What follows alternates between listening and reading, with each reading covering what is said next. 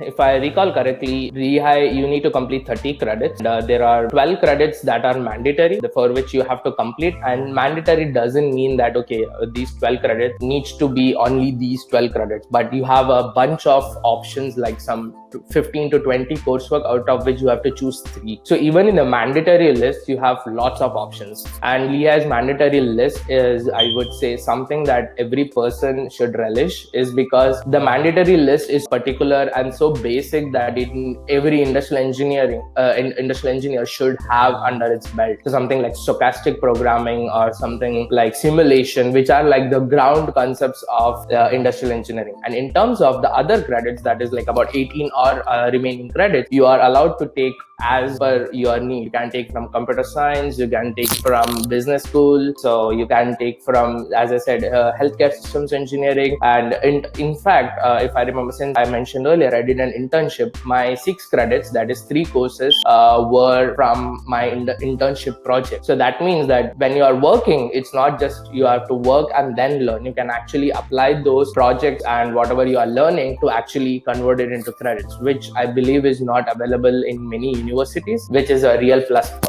And I see that there was a question regarding like how the flexibility of supply chain is, and is it completely OR centric? So Lehigh, that's the another thing why I chose and Lehigh, is it has got different domains equally balanced. So, but of course our OR is like the predominant field because that's where more researchers go on. So you can see that OR tends to dominate, but supply chain is as equally focused in Lehigh. In fact, we have like 2 kinds of supply chain. One is like quantitative, which is given by the industrial engineering department itself, and then, as I mentioned, the one I took from the business school, which is more towards like the business aspect of supply chain. I remember one of my seniors who wanted to focus on supply chain. He did like 4 courses from the industrial engineering department and 3 from the business school, which helped him gain a minor in supply chain, which is like equivalent to like having a minor from a business school. So, and he is now into a top supply chain company. So you can see that it is not very focused at, okay, this is what you have to get, this is what you have to learn, but it is totally up to you what you want to choose. And out of the 11 people who came with me, it is equally balanced. I have 3 folks who work in supply chain right now,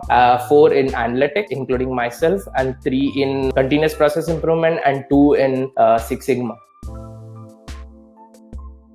In terms of project work, I see there is a point there. So another good part that I was not aware, but when I came here, I really felt after talking to my peers who came to other universities that the coursework is not like simply all theories. When you take industrial engineering coursework, it has got lots of projects wherein you get to apply what you are learning. It's not just like get ratify and get marks. That's not Lehigh.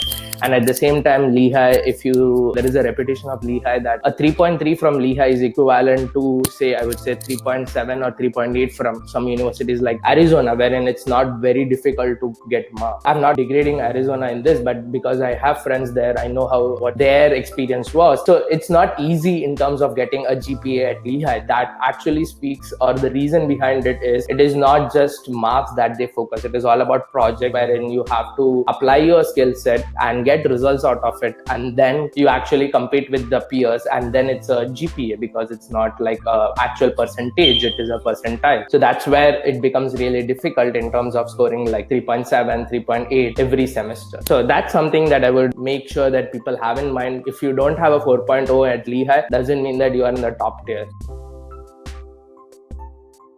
No, because they know they are coming to Lehigh. Lehigh has a reputation, like every year they recruit from Lehigh, so they know, okay, even if you have a 3.3 and see the resume, oh, this guy has done bunch of projects, and that's what they look out for. And this has been my experience for even while fetching internships or even while fetching full-time. You need GPA. I'm not saying that GPA is not at all important, but it is not something as the top list of requirements that companies look out for. It is all about what you have in terms of as a profile and in terms of projects that you have done.